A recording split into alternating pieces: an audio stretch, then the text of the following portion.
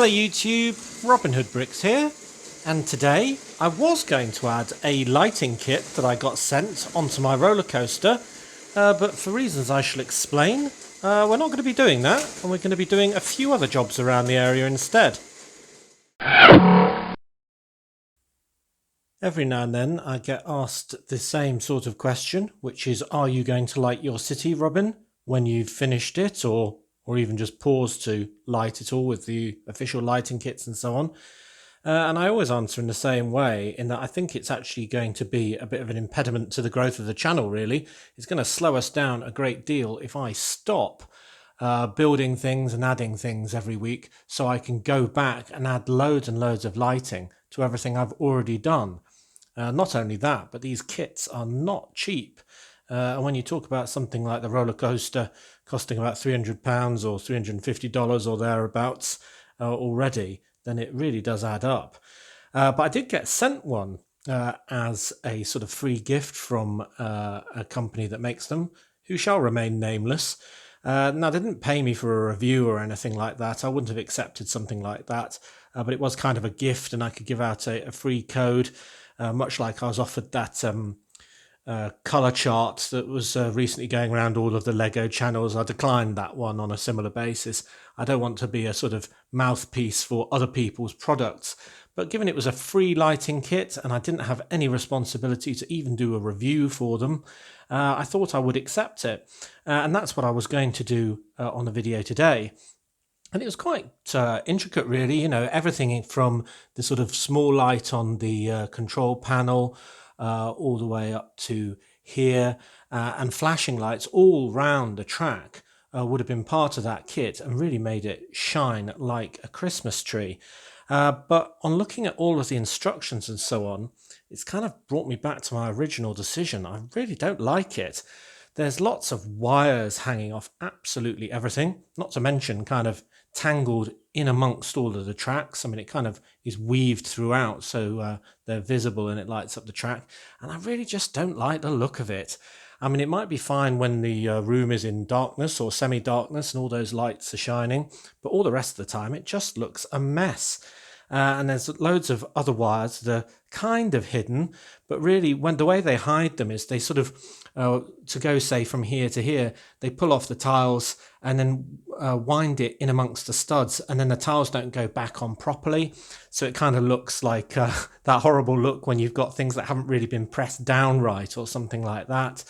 And if you don't look sort of from dead ahead from the main angle, and you look at some sort of oblique angle like this, then you'll see all the wiring going down the back of all these columns and so on. And I just think it's really ugly. And then you get something like the ticket booth at the front, and part of the kit was having all of these individual lights lit, and there's tiny bits of wire on absolutely every bit of this. And the whole thing's barely held together just because there's so much wire hanging out of it. And indeed, hanging down the back is in a great big sort of tube of wires. So essentially, I decided not to install it at all. I just can't really get behind it. So this may well answer the question for all of you for good, really, I suppose. Are you going to like the city, Robin? Well, I think the answer is probably a resounding no, because what very little experience I have of trying it out by way of receiving this kit has not made me any more likely to than I was before, and I wasn't that likely to even then. And I'm aware that there are loads of different manufacturers and some might be better, and maybe the roller coaster is even a bad set to use it on just because it is so open. But really, I don't think I'm going to have my mind changed on that one. So what are we going to do today instead? Now, we aren't going to be lighting this. One last thing. If I did light this, then it looks great maybe, but then everything else isn't lit. You know, the Ferris wheel isn't lit and all the other rides aren't lit, and then they kind of look, well, dull by comparison. So that's the other thing. You've kind of got to go fully in or fully out. And I know that some channels like Jang, when they took a pause to sort of light everything, you know, it set him back months of progress. We still haven't seen his planetary defense base. Grrr. Anyway, so that leaves us with a subject matter to do today. So I'm going to be piecing together loads of different jobs, I think, to have kind of a session in this area. because this is what was planned. And we can start all of that with just a few amendments on the very well received Leaning Tower of Pizza, which I thought was a good nickname for our Ferrari tower, just because there's so much pizza arriving at the base. So we've got the bin full of pizza boxes that we had before, and somebody agreed with my idea that we should put money in the hand of the departing pizza delivery boy, so thanks for that endorsement. And we've also got the bike as well from that set 60097 City Square with a load of pizzas on the back there. There's 4 pizzas, so that's a really good idea as well. You wanted me to increase the height of the horse sign on the back there, so I've just done it by 1 brick at the moment. I think it's good to have it sort of tucked in behind the racing car, but that's not quite as hidden as it was before. So yeah, see what you think of that. We could always raise it another brick later on, but I do think that's a good suggestion.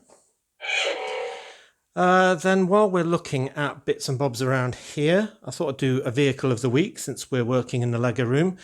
And one that's been in the past week was this wonderful dragster. And I'm very much about having Lego cities being fun and full of Lego fun things, not being particularly realistic perhaps. So I know that isn't everyone's cup of tea, but the people who didn't like that are really not going to like this, because this is even more unrealistic. Yep, it's a jet-powered racing car, and that is set 60178, which is absolutely great, and it's got these wonderful big sort of wheels at the back, which makes it very smooth indeed. So that is a really fun car, very unrealistic for a city street. It must have an awful turning circle to get round bends, but nonetheless, I really like it because it's nice and bright and kind of silly, and that's the way I like things. So that is really good to have in as well. So there's the vehicle of the week. And from the hall, while we're doing kind of admin, some of you suggested 2 different ways of adding my vampire head onto my new sort of vampire bat body. One was using a half Technic pin, which is all right, but the grey shows a little bit, and I figured it looked a little better with a black round 1x1 plate with the hole in it. But it's still a little detached. So would it be wrong if I used blue tack just to sort of hold it in place in this one particular time? I don't know. He looks like he's got too long a neck to me. But yeah, it's a good suggestion to try and salvage the idea of having a vampire-faced bat flying around my city. So very good. Right, so there's loads of little things done. Now I think I'm going to do a small job that I've been putting off with the old wheat field in the farm. Right, so this work on the wheat field isn't huge in its size, but it is quite a stretch, which is why I've been putting it off. So you'll see I've removed quite a few of the wheat pieces. I've removed one from the sort of middle of that section and one from the middle of the wall side section, just to make it a little more irregular. I will be adding some more irregularity to the kind of outside of the field, but more noticeably, perhaps, I've pulled out a whole row of the wheat pieces to give a kind of tram line, which was a good idea by, well, quite a few people who knew something about farming, and that's just from when the field was sown, so thanks for that. And you can see I've kind of pulled up the edge, and I'm going to continue pulling up the rest of that edge to move the whole field, or rather extend the whole field, by 1 whole stud. So quite a bit of work for very little gain, but it's so I can add 1 more row of wheat, just because I've liberated all those wheat pieces from that stripe that I've taken out. And so it'll be exactly the same as it was, but just slightly bigger, which will make it slightly easier to see and, well, slightly more lovely, I guess. So I'll get on with doing that, and well, hopefully I won't get too sore a back in doing so. And here is the finished, improved field, virtually the same. You'd be forgiven for saying, yeah, what did you do? Well, I added all the little bits to the outside edge just to make it look a bit more irregular. It's still fairly regular, but I think that's good because that draws the eye. We've taken out some of the pieces of wheat. We've added that tram line in the wheat, which I think really makes it look more realistic, which has enabled us to add 1 more row of wheat on the right-hand side. And that just means the whole thing's a bit more broad that way, which means we can see it a little bit more from around the Lego room. So I think that was worth doing. I'm up for doing even difficult changes like this if they are an improvement to the whole city, because I think they all add up. Now, in due course, I'm going to have to extend this fence all the way around here to sort of enclose the farm so we don't get people wandering in and getting chopped up by the combine harvester. We wouldn't want that after all. These brown fence pieces are rather few and far between, so I might have to sort of switch to white fencing for this last bit, but I don't see that that would be a massive problem. So on my kind of random list next is the amendments that I've done to the fortune telling tent that we did last Fairground Friday. And I've actually done a massive overhaul on this, really. It was only a very quick build in the first place, but now I've pretty much changed every element of it. So one of the ones that kind of annoyed me at the time and annoyed a lot of you was the irregular back. Because it was 6 wide at the top, we kind of had white, red, white, red, white, white, and that really didn't sit well with a lot of you. So I've made it actually 7 wide at the top now, which enables us to get a 3rd red stripe in there. So thanks very much for that encouragement. And that extra red stripe I've managed to put in a modified brick, which enabled us to put in this wonderful wanted poster. I may put something more appropriate in due course, but that might be referring to the shooting gallery that we've already done as a carnival game. And what I really like about this tile that comes with the Series 13 Sheriff is that it actually depicts the Series 6 Bandit very accurately. So that's quite a fun sort of callback to a previous series. So I've also made the roof a bit more solid, a bit more sort of modern. And if we look past Madame Zorba, we can see that the modified brick enables us to hang a ornate mirror on the inside in a sort of purple colour. It's actually sort of medium lavender, I think, but nonetheless, that kind of matches her headdress theme. And that mirror's from 41140, Daisy's Beauty Salon, which is not a friend set, actually. It's a Disney set. Who is Daisy? I think it's that horrible yellow dog. It's not a dog that I'm going to be getting for my dog collection, that's for sure. But I shouldn't really criticise it. Anyway, the purple theme continues onto this rug that the table is put on, which I think is also quite thematic of a sort of gypsy fortune teller. We've got the extra card for the stack of cards, which was another idea of yours. And I think the spacing is a little bit more pleasing now, because obviously the gap between the 2 curtains is 5 studs now rather than 4, so it's a little less cramped. So I think that looks a lot better. We've still got the flags on and all the rest, but it's kind of, I don't know, more professional. So yeah, thanks for all the encouragement to improve all of those aspects of this. Right, what should we do next? Well, since I'm doing a load of jobs that I've kind of been putting off today in this area, I guess what I could do next is actually lower this second table. So it's actually the same height as this one, which is at the right height for the kind of recessed cavity underneath all of the rides. So it's slightly below all of the main city level. So I need that at exactly the same level, as I say. And it's made me start thinking about what I'm going to actually support this great big ride here with. Because technically this is going to be about 3 brick height above this table when I've lowered it. But it's all one great big piece, so it sort of seems a bit wasteful. So I do actually have a spare whole table top that I might be able to put kind of horizontally that way underneath this ride, thus sort of eliminating the need for quite so many bricks and plates to support it all. I don't know how that's going to work. I guess we'll experiment with that once we've lowered the table itself. Because other things to consider are the fact that I'm going to fill in that sort of bit of table that you can kind of see in the middle of the ride. And I've got loads of bright green plates to do that I've been collecting pretty much from hall number 1. So that should be no problem. But because I've got so many rides and only a finite amount of space on these 2 tables, I was thinking of trying to make them really, really super dense.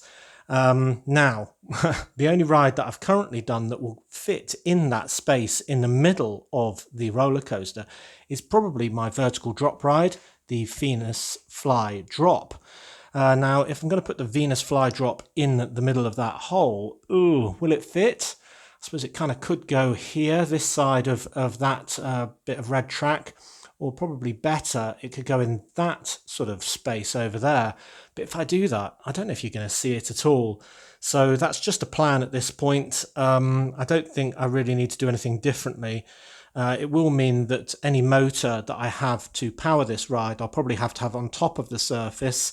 But that's already going to be the case with the motor for the roller coaster, because modifying that just to get that one motor underground is going to be really tricky.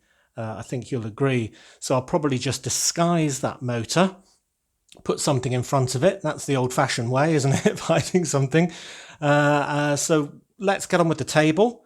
Then we can try the other table on top, tabletop, and then we can see what it kind of looks like before adding, well, more rides into their final position, I guess.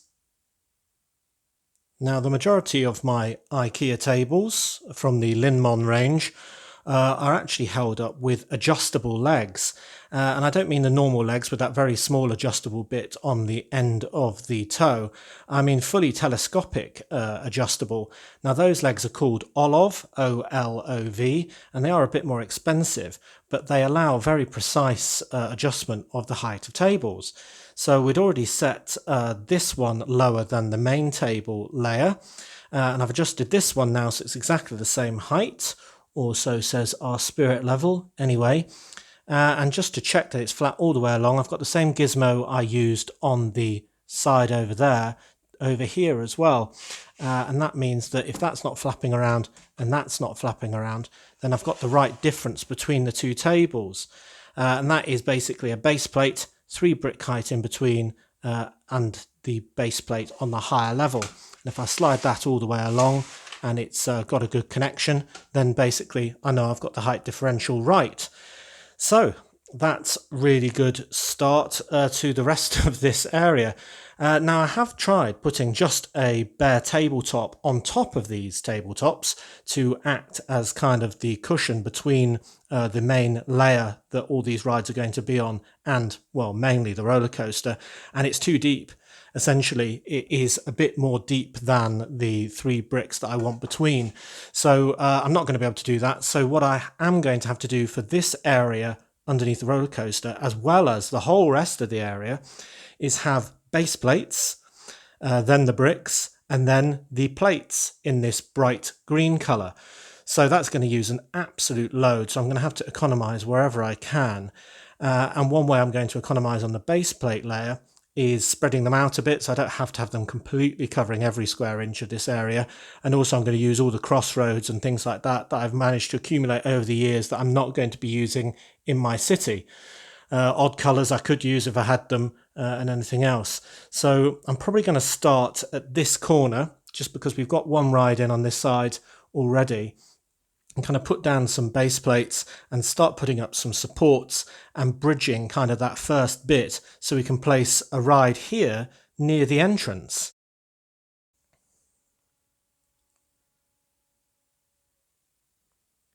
Now, before I can decide exactly what base plates I'm going to use underneath this area, and indeed what supports I'm going to use to support it, I really need to decide what it is I'm supporting. I do want a ride right at the entrance of the fairground, because this will be kind of one way in and the other entrance will be right at the other side of it. So yeah, I've got to decide what ride to put here, and I think it should be quite a big signature ride to really give the edge of the fairground some definition. So one contender is the absolutely wonderful Lego Carousel, which is set 10257, and this is a rather fantastic, colourful and very large set actually, if we look at it briefly from above, that I think will be really good in that area. And if you think about it, if we've got a really big signature ride right on that corner, kind of one at the back there, and this great big roller coaster probably where it is at this back corner, then it really defines the area for the fairground and leaves all the area in the middle for all the milling crowds and all of the carnival games and all of the food stalls and all the rest of it. So I think that will work really well. But there are potential problems with that. One, we've kind of seen from looking above that it really doesn't show much when you look at it from that angle compared with all of the wonderful action from a more horizontal perspective. So having it right front and center might actually be a problem, because when we're, say, filming from this perspective, all we're going to see is the yellow roof. Now that is a bit of a problem. The other problem is it's very large, so basically we're kind of blotting a great big space out, which means the entrance to the fairground will kind of be hidden a bit unless we're up close. Also, it might even block our view of the farm, and I don't really want to do that too much. I mean, I don't mind if it's sort of blocking it a little bit, because you kind of have to look round things in my city as it is to sort of see everything, but I don't want it completely blotting it out, because all that effort will be wasted. So what I'm planning to do is kind of perch it in the position that it might well rest in, and then kind of look at it from different angles around the room and see if that works.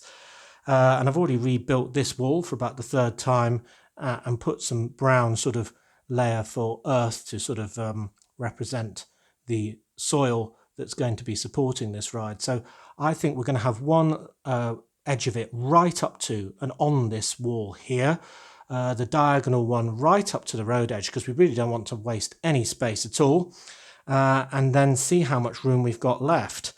But I'm hoping that it will look really fantastic there, because I don't want all the big rides sort of just side by side in a row at the back. That won't look good at all. And you know me, I can't put any set in my city without doing some pretty significant amendments to it. And this one is no different. Rather insignificantly to start with, I noticed that all of the creatures have the same sort of comic eyes, but they're all the same type of comic eyes, and that these sort of half open, half shut ones, absolutely every single one of them has got the same eyes, which is a bit lazy of Lego. So I've just hooked out a few different eyes, like this sort of eye with lashes, this one that's kind of a bit more sort of I don't know, what would you call that, oblong looking, and then the really full round ones as well. So I'm just going to swap out those with some of the creatures. But much more significantly, I've removed all of the really ugly power system for this ride, because as you know, all of the rides are going to be powered by motors that are hidden in my fairground, and this one's no exception.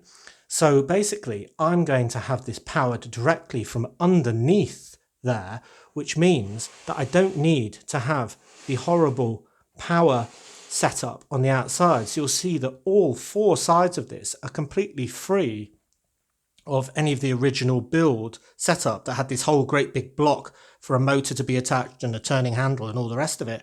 And I've replaced absolutely all of those bricks with the right ones, so you can't even tell which side it is that I've changed. So I think that will look really lovely, and much more like a real carousel in real life, that you can walk all the way around like Robin is here, without bumping into some great big huge petrol driven equipment. So that's really good as well. So if we do decide this is the right place for it, then I've got to not only support all of the sides and get it fully built in, but I also have to bear in mind I've got to attach a motor to the underneath of this and have the wire kind of hanging out, much like I have done for our Ferris wheel. So let me get this in position for a trial run, and we'll have a look at how it looks there before we make the full commitment. Okay, so here's our dry run of the carousel in position, and you can see I've got some temporary props here just holding up this side. I don't think the whole thing's level, much like the temporary props are underneath the Ferris wheel as well, that's making that not level. And I think it's quite a good position. You can kind of see it definitely well from over here. It does obscure the farm a little bit. We'll take a look around. Now this side is level with the cutaway for the haunted subway station, and you may think that's a bit close, but as I say, it is a cutaway. The land would actually continue over here and indeed into the area where I'm standing in real life, but it's sort of been cut away by an imaginary guillotine so we can see into the underground.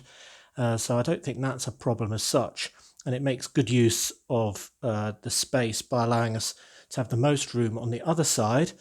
So if we go from the other side, there'll be a nice passage sort of distance in between this ride and the edge of the farm. And there'll be quite a big area here, maybe for even one of the smaller rides or several stalls, kind of where the minis are at the moment, just temporarily, to kind of beckon you in. So if you think about an entrance where the red one is, and then you kind of walk in around there, and then you're into the main body of the fair. So I think that might work. I'll be interested in what you think. And then I've already put the motor in position on the underside of there, so it's pretty impossible to show you really, but it's held in. It's a very easy conversion to do, actually. I didn't mention how I did it. You just keep removing pieces until you're left with an axle right in the middle, and you just plug the motor straight into that. So it's very easy to do. Obviously now I can't wind it by hand, but I never had the intention of doing that in the first place. So we've now got a wire hanging out of the bottom, which I can just turn on the power switch for. And I think that, combined with the Ferris wheel, shows really what my fairground is all about. It's about having absolutely none of the wires and everything showing. So you can just imagine that when this ground level here and this ground level here are all connected by more green, then it will just be really fantastic. So that is so far so good. I suggest we look a bit further afield. I've changed the eye on the flamingo, the eye on the elephant, and the eyes on the tiger, just to make some variation there. So that's good to see as well. But maybe we'll go to the first standing hole and see what it all looks like from there. Now, if you ignore all of my lighting setup that I haven't bothered to move just for this one particular shot and focus on our new carousel, we've really just got to decide if that is an appropriate position for it. Now, for the fairground, I think it's great because it really does act as that corner post. We can still see the Ferris wheel and we can still see the roller coaster, but it does obstruct the farm a bit. But then again, if we sort of look round this side, we get a good view of it. If we go round here, we kind of get another view of it. And it's got to go somewhere, so I kind of think that might work, actually. Do let me know what you think, but it's a really nice splash of yellow over there as well. So I think I might get on with making that positioning a bit more permanent. Right, well, this is my first attempt. So I've got a base plate right on the edge, because that has to be a base plate to be the right height with that little bit that's on the table on the left. And then I've started to use all of my useless but very large bricks that I've been buying, like these big round ones, all of these arches. That's where they're all going to be used now. You might remember those from countless hauls. And all of these wonderful bright green plates, they're going to be the long grass of the fairground. And you can see that I've accumulated quite a few of them. And essentially this is the same technique that I've been using throughout my city on places like the marina, places like the boardwalk, and so on. Essentially I've got useless base plates underneath because there's far too many crossroads when you used to have to buy them with straight pieces. Then in this case, 3 brick height of supporting bricks before the plate layer. And what I've got on the edge of here is some other bright green plates that are going to fit basically along there and join up with this brown soil layer. So I'm hoping that when I lift that into there, it will cover all of that gap. And I think it'll only need supporting kind of on the outsides, and it will be loose in the middle, so I won't be leaning on it anyway, so it should be fairly secure. So wish me luck, because that's taken quite a while, but it may need a bit more supporting in the middle. Who knows? So here is the carousel in position. It's dropped in rather well, and I've pushed it down on all sides, so it should be firmly held by these bright green plates on this side, the bright green base plate on that side, and the green base plates on that side. And I was pretty nervous doing this, really, because you buy all these parts for kind of a scheme that you haven't really done in real life before or tested. You don't really know it's going to work or that it's going to look good, even if it does work. But I think this does look good, and I think it does work. So I'm very relieved, actually. So it's looking quite seamless, as I say. Should probably do an emoji for that, seamless. But when you can imagine this green grass layer continuing off in all directions and sort of meeting up with that one in an unbroken way and continuing this way, I think you'll agree that it looks rather spectacular. And this is all just to hide all the motors and the wiring, after all this effort. But I think that's worth it as well, because not many people have got one of these carousels that you can go all the way around that still works in a very visually pleasing way. And that'll be even more evident when we've got all the small rides in between all of the big ones. So yeah, I mean, that's taken a while. It's used a lot of pieces from my supply, but I've still got absolutely loads left. I'm thinking nowhere near enough for the whole fairground now. I'll probably have to do some dedicated orders. I've even started thinking about doing some paths as well. I'm going to use dark tan plates and all the curved plates and things like that to sort of continue the paths that were part of the official roller coaster ride there, sort of have them coming out and linking ride to ride. And that's how I'm going to hide some of the colour differences between my base plates, especially around here. So I'll probably have a nice wide diagonal path sort of coming in there, and that'll cover all those ugly joins and give it a bit more strength, replacing all of those grey tiles that are just there temporarily. And I don't think it really matters that we've got this green to light green sort of contrast here, because it's very much attached to that ride. And indeed there isn't one on this side because it's normal green on normal green. So yeah, bit hot, bit worn out, but it's been quite a long session, but at least a successful one. So very happy. Now, probably just as hard as putting all that in place was actually fishing out the wire that was deep underneath here so I could add an extension power functions cable onto it, so I could join it up to a battery box that was a decent distance away. I really should have added the extension cable before lifting it into position, but nonetheless, I've got it out now, but it's made me a little bit hotter. And it's a good example now of the fact that I can power more than one ride from one battery box. So I've also got the extension cable from the Ferris wheel coming here. And there's no real limit to how many you can power, I mean, within reason, from one battery. So let's give that a quick whirl. And you can imagine that when those cables are fully hidden, and the battery box is hidden as well, but is in an easy reach place, so I can recharge the rechargeable battery and so on, that it will be a really good thing. Yeah. So we've done quite a lot today. We've started off doing some amendments to our Ferrari Tower over here. We also did a Vehicle of the Week over here. We also did lots of amendments to our Fortune Teller over here. We did some amendments to the Farmer's Field over there. That was probably the hardest one to reach. And then we decided on the carousel for this corner, which I know some people probably won't like because it gets in the way of our view of the farm, but I think it's good to look around things, as I say many times really.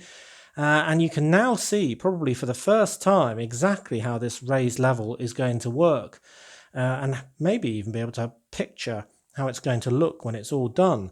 So yeah, I think quite a good amount of progress has been made.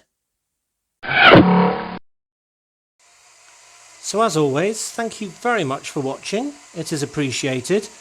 Do remember to like, comment and subscribe for more awesome LEGO videos. And if you value this channel, there are many ways in which you can support it. Do check out the links in the description below. And next time on Robin Hood Bricks, I think we'll be doing a much simpler build on the build desk.